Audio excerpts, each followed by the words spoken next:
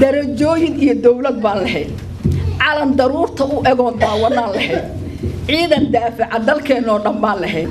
diyaarado duulo dunida oo dhan baan lahayn maraakiib deeqda noo keenta baan lahayn bada dabaal wacan webi daada baan lahayn dekedan dejinteeda lagu daalin baan lahayn daara dhaadheer oo ku dalxiisna baan lahayn daryeel isbitaalle iyo gaalo baan lahayn warqabiilka inaan ku duulnaa ma noo damba inaan danaheena luminaa ma noo damba inaan dukundaa ku noqonnaa ma noo damba war dadkeena nabadda doonoo dagaalka dhiga oo waa la daalay ilaahu dalaala keen dhulkeena markaa fiirso dhulalka kale dhal isbedel ha la gashanaa waxbaa la gashanaa war waxaan dhahay shamsadu kuma kululo waddankeenu waa shafeec sha'ni iyo baraf kuma degaan shayga le meel la dhigo shareecada diinta iyo cilmiga la shaaciya waxa lala sheego meesha uu sha'nigu ka yimid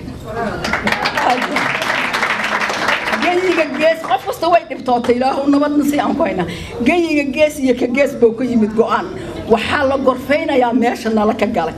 gabi ahaan hoo Soomaali waa in hawsha loo guntado dhulkeena fiiriye markaasaan waxaan idhi garadi cadcadeed iyo geeleena goodirka idaha goradka iyo giirkeena dhayda badan murcoodka iyo miraha deegaanka mirayga baxay macaankii cibta xamirkoon masuug lahayn